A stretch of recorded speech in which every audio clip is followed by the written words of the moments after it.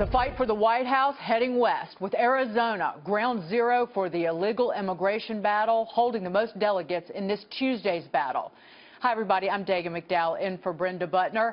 Hillary Clinton and Bernie Sanders doubling down on promising they'd make more illegals legal if they become president of these United States.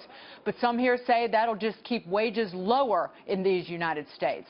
Are they right or wrong? The Bulls and Bears this week: Gary B. Smith, Jonas Max Ferris, John Layfield, along with Susie Welch and Nomi Konst. Welcome to everybody. John Layfield, making more illegals legal will keep wages lower longer, right?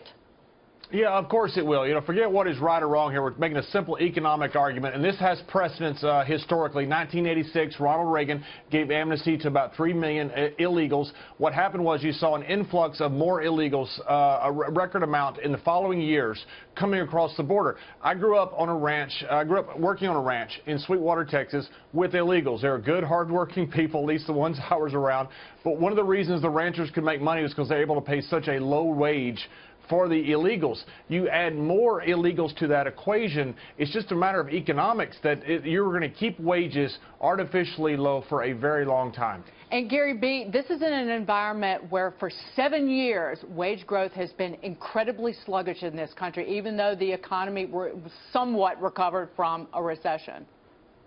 I agree, Dagen. And look, John points out some good anecdotal evidence.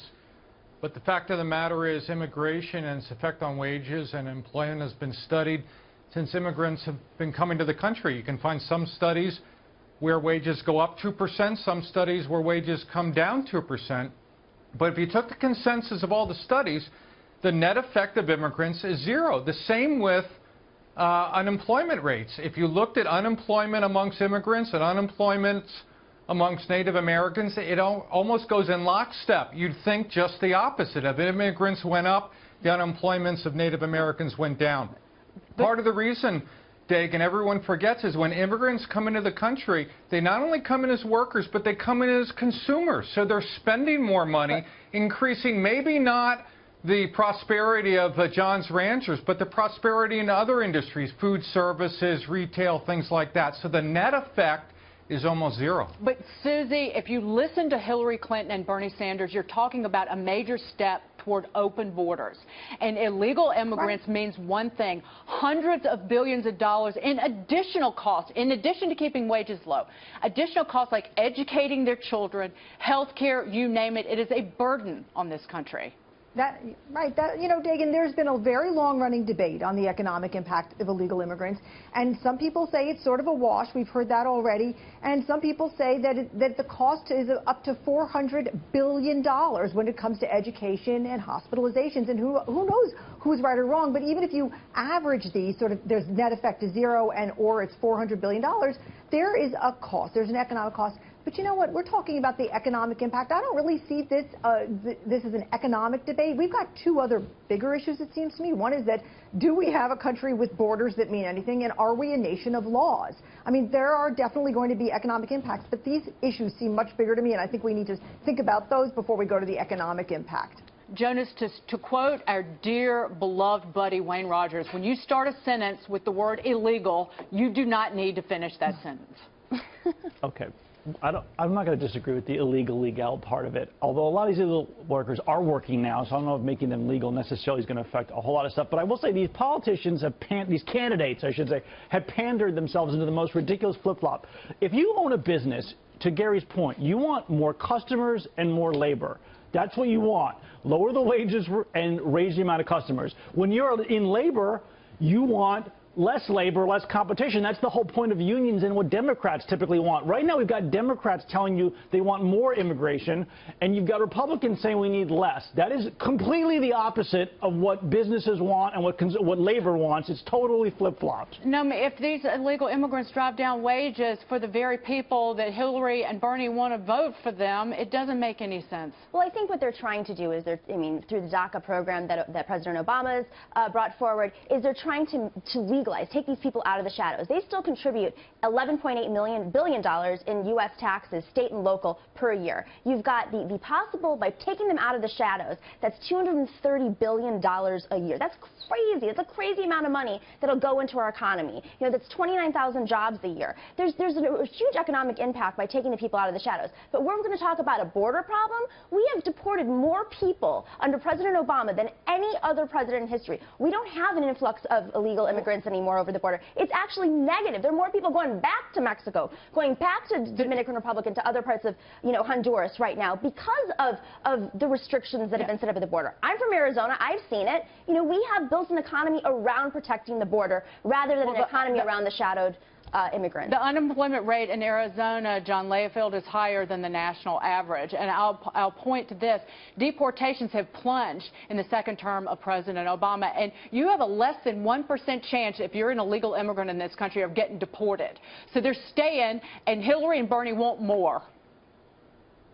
Yeah, they do. And look, for the last 30 years, since Ronald Reagan, every president has said the same thing. We're going to deal with those that are in the country illegally, and we're going to secure the border. And we have not secured the border, contrary to what Nomi says. But one thing that, Nomi, that you were very right about is this shadow population out there. For the first time, we have an immigrant population, unlike the UK, the Irish, and continental Europe, that have come to this country that have an allegiance somewhere else, not to America. And we cannot deport 11 million illegals. We've got to secure the border, and we've got to figure out what to do with these illegals in our country. And you're right, you bring them out of the shadows, that is a huge economic boost.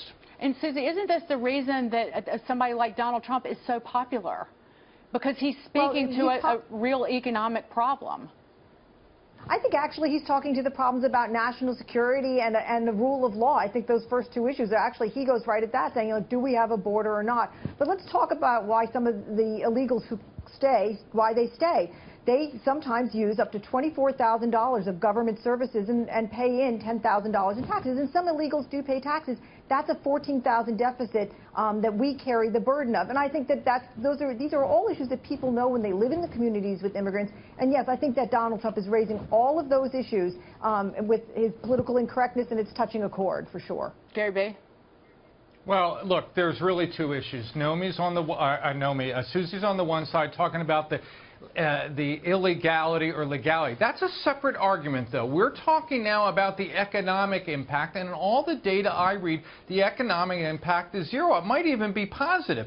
As far as the deportation, the real reason that the immigrants are going back to Mexico and the Dominican Republic is because our economy here stinks. They have better opportunities back there. I place that squarely on President Obama. Jonas? Again, that's a good, the constitutional side, the whole border thing, that's a different argument. If you're just talking about pro-business policy, which means more labor available to business and more consumers, is generally going to lead to a better economy. It may not lead to higher wages.